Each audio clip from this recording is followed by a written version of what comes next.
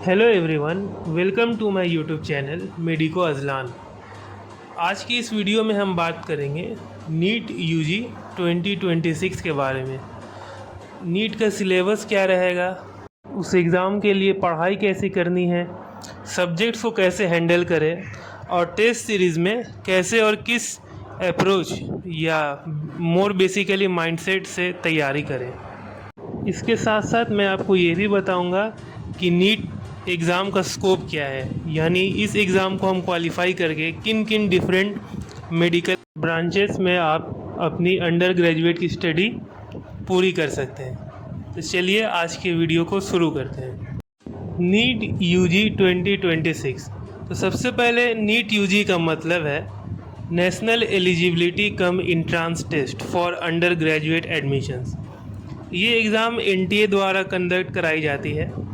इस एग्ज़ाम का full marks है 720।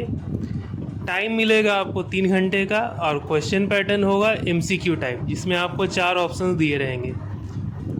एक सवाल सही करेंगे आप तो उसमें आपको 4 नंबर मिलेगा, और अगर आप सवाल गलत करते हैं तो आपको -1 की नेगेटिव मार्किंग मिलेगी हर इनकरेक्ट आंसर के साथ। इस एग्ज़ाम में 3 सब्जेक्ट्स होते हैं बेसिकली, फिज़िक्स, केमिस्ट्री और बायोलॉजी।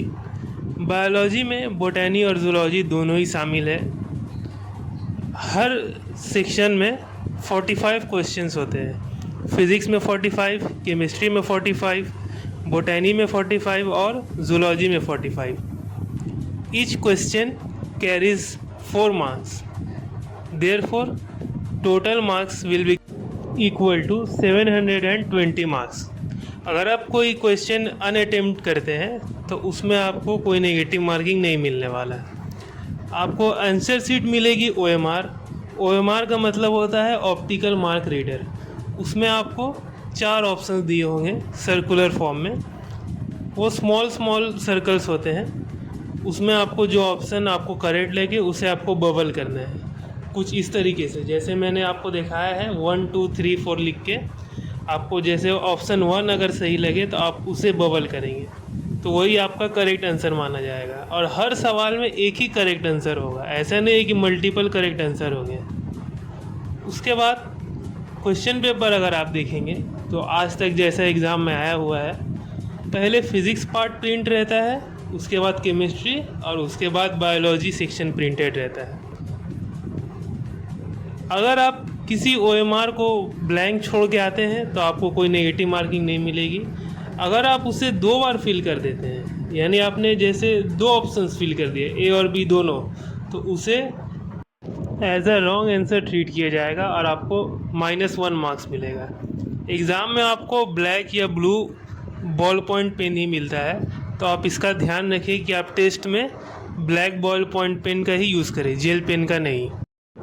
अब हम बात करते हैं इस एग्ज़ाम की सिलेबस की। तो ये एग्ज़ाम क्लास 11 और क्लास 12 का फिज़िक्स, केमिस्ट्री और बायोलॉजी सब्जेक्ट से बना हुआ होता है। ये एग्ज़ाम एनटीए द्वारा 2019 से कंडक्ट कराया जा रहा है। इसका सिलेबस हर साल एनटीए अपनी वेबसाइट पर अपलोड करता है, तो आप उस वेबसाइट पर जाके उस सिलेबस को डाउनलोड कर सकते हैं। ये एग्ज़ाम एमबीबीएस, बीडीएस, आयुष और बीएससी नर्सिंग जैसे कोर्सेस में एडमिशन दिलाने का ज़रिया है। जितने भी प्राइवेट या गवर्नमेंट मेडिकल कॉलेज और हॉस्पिटल हैं इंडिया में, उन सब में आप अप्लाई कर सकते हैं अगर इसकी क्वालिफाइंग मार्क्स आपने ले आई। अब हम बात करेंगे कि इन सब्जेक्ट्स में कैसे आपको तैयारी करना है, हाउ टू अप्रोच नीट। तो सबसे पहले आपको एनसीईआरटी बुक्स इन तीनों सब्जेक्ट्स के मन लगाकर आपको पढ़ना है, लेकिन मैं सबसे ज़्यादा ज़ोर बायोलॉजी बुक को देना चाहूँगा, क्लास 11 और क्लास 12 दोनों का ही। ये सबसे मेन फैक्टर है इस एग्ज़ाम का। सबसे पहले आप अपना सिलेबस चेक करें एनटीए की वेबसाइट पर जाके और उसे पूरा फिनिश करें। कोई भी चीज़ आपको छोड़नी नहीं है सिलेबस कंप्लीट करने में। कोई भी टॉपिक या कोई भी पार्ट आपको एक्सक्यूज़ नहीं करना है कि मैं ये नहीं करूँगा। आपको सारी चीज़ों को पढ़ के जाना है। तो इसका मैं एक आपको उपाय दे देता हूँ। आपको एक चार्ट बनाना होगा कुछ इस तरीके से। आपको एक बड़ा पेज लेना है, उसमें आपको 5 कॉलम्स बनानी है। पहला होगा चैप्टर लेक्चर, दूसरा एनसीईआरटी रीडिंग, तीसरा डीपीपी यानी डेली प्रैक्टिस प्रॉब्लम, चौथा मॉड्यूल, आप जिस भी इंस्टीट्यूट के मॉड्यूल को बना सकते हैं, पांचवा पीवाईक्यू और छठा टेस्ट। आप जैसे शुरू करेंगे, मान लीजिए आप बायोलॉजी पढ़ना शुरू कर रहे हैं क्लास 11 से, तो आप पहला चैप्टर बायोलॉजिकल क्लासिफिकेशन लिखें, फिर उसकी आप पहले एनसीईआरटी रीडिंग करें। चैप्टर लेक्चर मस्ट है, लेकिन आप एक बार एनसीईआरटी रीडिंग कर लेंगे चैप्टर लेक्चर से पहले तो आपको वो सप्लीमेंट करेगा। आप जैसे ही किसी चैप्टर का लेक्चर फिनिश करें, उसके बाद आप एनसीईआरटी रीडिंग करेंगे, आप उसमें टिक लगाइएगा। उसके बाद आप तुरंत डीपीपी सॉल्व करेंगे, उस पर टिक लगाइएगा। फिर उसके बाद आप मॉड्यूल के क्वेश्चंस करेंगे, उस पर टिक लगाइएगा। और आखिर में आप उस चैप्टर के पीवाईक्यू करेंगे, फिर आप उसमें टिक लगाइएगा। ये सारे आप टिक्स पहले पूरे करेंगे एक चैप्टर के, फिर उसके बाद उस चैप्टर का एक सरप्राइज़ टेस्ट लेंगे। वो टेस्ट कैसे होगा? आप जो जो सवाल में अटके हैं अपने मॉड्यूल में या पीवाईक्यू में, उन सारा को अरेंज करके उस पर एक दोबारा टेस्ट करिएगा। अगर आप ये सारी प्रोसेस कंप्लीट कर लेते हैं तो आप समझिएगा कि आपका ये चैप्टर कंप्लीट हुआ।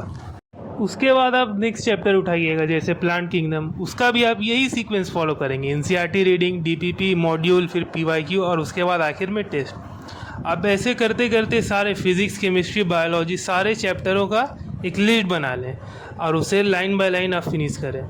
आप एक और काम कर सकते हैं, आप जो चैप्टर आखिरी बार टेस्ट दे के ख़त्म कर रहे हैं उस टेस्ट का आप डेट लिख लीजिएगा, ताकि आपको रिवीजन करने में आसानी होगी। कौन सा चैप्टर आपने रिसेंट पढ़ा है और किस चैप्टर को आपको बहुत दिन हो गए देखे हुए। मैं आपको एक टिप देना चाहूँगा, जैसे प्लांट फैमिलीज़ बोल के एक सेक्शन है मॉर्फोलॉजी ऑफ फ्लावरिंग प्लांट्स में, जो रिसेंटली ऐड हुआ है, आप उसे ना ही पढ़े तो बेहतर होगा, क्योंकि पिछले 2 साल में वो बहुत लेंदी और अजीब सा टॉपिक है, एक भी सवाल आया नहीं है उस सेक्शन से। बेहतर होगा आप पहले इन सारे चैप्टर को कंप्लीट करें और लास्ट में प्लांट फैमिली सेक्शन को अप्रोच करें, क्योंकि इससे आपका टाइम भी बचेगा और पूरा सिलेबस कंप्लीट भी हो जाएगा वक्त से पहले। अब मैं आपको फ़िज़िक्स कैसे पढ़े उसका तरीका बताऊंगा। तो इसका सबसे आसान तरीका है, जिससे आपको मार्क्स लाने में आसानी होगी और आपका रैंक भी बढ़ेगा, कि आप कुछ पार्ट पढ़े आप लेक्चर का और उस पर क्वेश्चंस लगाएं, फिर उसके बाद कुछ पार्ट पढ़े और फिर उसके बाद उस पर क्वेश्चंस लगाएं। थोड़ा थ्योरी फिर क्वेश्चन, थोड़ा थ्योरी फिर क्वेश्चन। इससे करते करते आप अपना सिलेबस ख़त्म करें, रिवाइज़ करें और जितने ज़्यादा से ज़्यादा और टेस्ट दे सकें। मैं आपको एक एग्जांपल देता हूँ, जैसे इलेक्ट्रोस्टैटिक्स पार्ट है क्लास 12 का, आप उसकी जैसे पहला पार्ट है force, electrostatic force, Coulomb's force, उसके बाद एक Coulomb's law in vector form, ये पहला पार्ट है। तो आप इसको पढ़ें, फिर इस पर क्वेश्चंस लगाएं। उसके बाद नेक्स्ट टॉपिक पर जाएं, यानी इलेक्ट्रिक फील्ड, गॉसियन फील्ड, ये सब है, उस पर आप क्वेश्चंस लगाएं। आप कोई भी एरिया स्किप नहीं कर सकते, आप अपने कॉन्सेप्ट को पूरा स्ट्रॉन्ग रखें, एक भी पार्ट आपका मिस ना हो कॉन्सेप्ट से। इसके लिए आपको एनसीईआरटी की रीडिंग मस्ट है लेक्चर के बाद। और सबसे ख़ास बात, एनसीईआरटी की जो समरी दी गई है हर चैप्टर के अंत में, उसे आप बिल्कुल भी मिस ना करें, क्योंकि उससे आपको असर्शन रीज़न क्वेश्चंस में आपको आसानी होगी टॉपिक समझने में। और जितने ज़्यादा से ज़्यादा अपने कैलकुलेशन बढ़ाएंगे आप फिज़िक्स में, मेंटल कैलकुलेशन, लिखित में नहीं, आप दिमाग से जितना जल्दी कैलकुलेट कर लेंगे छोटे छोटे न्यूमेरिकल क्वेश्चन को, उतना आपका फास्ट स्पीड बढ़ेगा और एरर भी कम होगा। और इसके साथ साथ एनसीईआरटी बुक में जो एग्जांपल्स दिए गए हैं फिज़िक्स के, वो भी मस्ट है, क्योंकि उनसे पीवाईक्यू आया हुआ है स्ट्रेट फॉरवर्ड। थोड़ी सी डेटा चेंज करके उससे पीवाईक्यू दिया गया है, तो आप उसे भी मिस नहीं कर सकते। और जो मेन एक्सरसाइज पार्ट है, उसे आप पहले चैप्टर कंप्लीट और डीपीपी कर लें, उसके बाद आप उसे ट्राई कर सकते हैं। उसमें सब क्वेश्चंस आपको नहीं बनाना है, जितना शुरू का पार्ट है उसे ही आप कर लें। अब मैं आपको केमिस्ट्री के बारे में बताना चाहूँगा। तो देखिए, केमिस्ट्री के 3 पार्ट्स हैं, एक फिज़िकल, एक ऑर्गेनिक और इनऑर्गेनिक। फिज़िकल न्यूमेरिकल बेस ज़्यादा आता है, ऑर्गेनिक में कंसेप्ट और प्रैक्टिस की महत्व बहुत है, इनऑर्गेनिक में आपको एनसीईआरटी बेस्ड ही रहना है। इन तीनों को अप्रोच करने का तरीका है, अब जितने ज़्यादा से ज़्यादा क्वेश्चंस लगाएंगे थ्योरी करने के बाद, ये एप्लीकेबल ज़्यादा बेहतर है फिज़िकल केमिस्ट्री में। आपको उसमें फॉर्मूले पर ध्यान देना है और यूनिट्स का चेक करते रहना है। आप इसमें फिज़िकल केमिस्ट्री के लिए आप चैप्टर को पढ़ें लेक्चर के द्वारा और उसे मैथमेटिक्स से रिलेट करने की कोशिश करें कि मैथमेटिकल फार्मूले के द्वारा मेरे आंसर कैसे आ रहा है। तो इससे आपका ज़्यादा स्कोर होगा। ऑर्गेनिक के लिए आपको कंसेप्ट आपका पूरा क्लियर रखना होगा, कौन से रीएजेंट कब काम कर रहे हैं, किस पर मैकेनिज़्म काम करेगा, किस चीज़ पर, इसका आपको पूरा ध्यान रखना है। और इनऑर्गेनिक में आपको एनसीईआरटी रीडिंग पर बहुत फोकस करना है। एनसीईआरटी में जो डाटा दिया गया है या टेबल्स दिए गए हैं उस पर आपको बहुत फोकस करना है, क्योंकि उनसे ही डायरेक्ट क्वेश्चन आता है एग्ज़ाम में। इसमें आपको एनसीईआरटी के बाहर नहीं जाना है। आप ऑर्गेनिक रिएक्शंस के लिए एक रफ़ कॉपी ले लीजिए और उसमें जितना ज़्यादा से ज़्यादा हो सके ऑर्गेनिक रिएक्शंस को प्रैक्टिस करिए। लिख कर जितना प्रैक्टिस करेंगे दिमाग में, उतना देर तक आपका मेमोरी रिटेन करके रखेगा उसे। जितने भी आपके थ्योरेटिकल कंसेप्ट में डाउट है फिज़िकल केमिस्ट्री या ऑर्गेनिक केमिस्ट्री में, आपको एनसीईआरटी रीडिंग के द्वारा ही क्लियर होगा। आप जितने भी इनटेक्स्ट क्वेश्चन दिए हैं उससे तो आपको मस्ट है करना है, क्योंकि उनसे डायरेक्ट पीवाईक्यू दिया हुआ है। और एक्सरसाइज भी इम्पॉर्टेंट है, क्योंकि एक्सरसाइज से भी क्वेश्चन आता है और आपका कॉन्सेप्ट क्लियर होने में उसमें बहुत मदद मिलेगा। इनऑर्गेनिक केमिस्ट्री के लिए आपको एनसीईआरटी की ईच और एवरी लाइन को पढ़ के समझना होगा, और जितना उसमें टेबल या चार्ट दिया है उनको भी आपको ध्यान रखना होगा। आप एनसीईआरटी की समरी बिल्कुल भी मिस नहीं कर सकते इस टॉपिक के लिए। अब मैं आपको बायोलॉजी के बारे में बताता हूँ। पहले मैं एक रेड वार्निंग दे देना चाहता हूँ। अगर आप न्यू कमर हैं, जैसे क्लास 11 या क्लास 12 में, तो आप डायरेक्टली वन शॉट वीडियो पे बिल्कुल भी ना जाएं, क्योंकि इससे आपको पूरा कॉन्सेप्ट क्लियर नहीं होगा और गलत चीज़ें भी आपके दिमाग में बैठ सकती हैं। इसका तरीका है, आप शुरू से ही लेक्चर को सही से पढ़ें और उससे नोट्स बनाएं। जितना आप क्लियर नोट्स बनाएंगे डायग्राम के साथ, उतना ज़्यादा आपको मेमोरी रिटेन करेगी उस चीज़ को। बोटैनी और जूलॉजी दोनों में आपको कंसेप्ट याद करने हैं और उस पर क्वेश्चंस ज़रूर से ज़रूर लगानी है। आपको एनसीईआरटी की बायोलॉजी थॉरोली स्टडी करना है। आपको लेक्चर के दौरान फिर सिर्फ सुनता ही नहीं रह जाना है कि कोई थ्योरेटिकल टॉपिक चल रहा है तो मैं बस सुनता ही रह जाऊँ, ऐसा नहीं। आपको उसे अपने कॉपी में लिख कर प्रैक्टिस करना है। बोटैनी जूलॉजी के आपको कंसेप्ट्स पढ़ने हैं, क्वेश्चन लगाना है। एनसीईआरटी बायोलॉजी को अच्छे से पढ़ना है। और आप इंट्रोडक्शन और समरी पार्ट को बिल्कुल भी स्किप नहीं कर सकते। आप नीट 2025 में देख ही रहे थे कि इंट्रोडक्शन और समरी पार्ट से भी 2-3 सवाल आ चुके हैं, तो वो एक मस्ट बनता है आपको कि इंट्रोडक्शन और समरी को भी ध्यान में रखें। और एक वार्निंग मैं आपको देना चाहता हूँ कि कितने सारे टीचर्स आपको चैप्टर के शुरू ही में निमोनिक्स देना शुरू कर देते हैं कि इसका निमोनिक ये है, इसका शॉर्टकट ये है।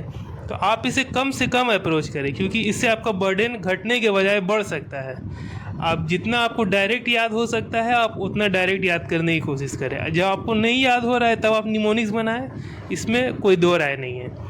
आप अपने कॉन्सेप्ट्स क्लियर करें, क्योंकि अब कॉन्सेप्ट वाइज क्वेश्चन आने ज़्यादा शुरू हो गए हैं, जैसे assertion reason, statement type questions, how many are correct, this is incorrect but this is correct, ऐसे तरीका का। तो इस पर आपको कॉन्सेप्ट कम आएगा, रट्टाफिकेशन नहीं।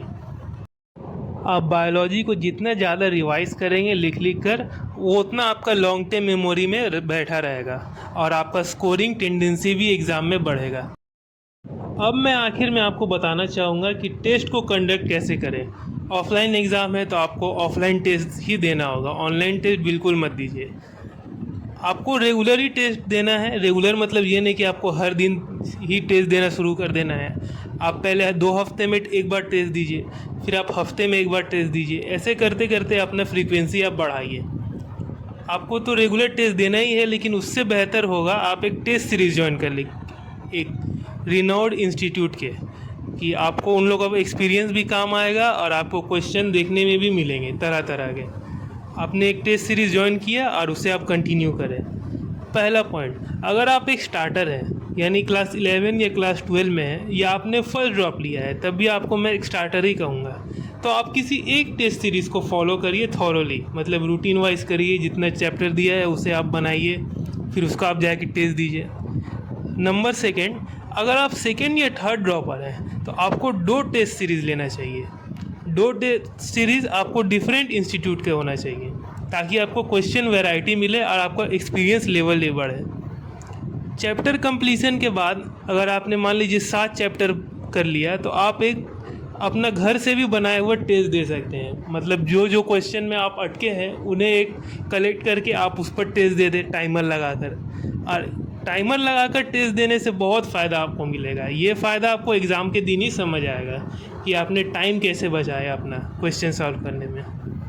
स्पेशली अगर आप क्लास 12 में हैं तो आप मेक श्योर कीजिए कि आप अपना सिलेबस टाइम पर फिनिश करें और किसी एक टेस्ट सीरीज़ को ही फॉलो करें अपना बोर्ड एग्ज़ाम शेड्यूल को कंसीडर करते हुए, ताकि उसमें कोई परेशानी ना आ पाए।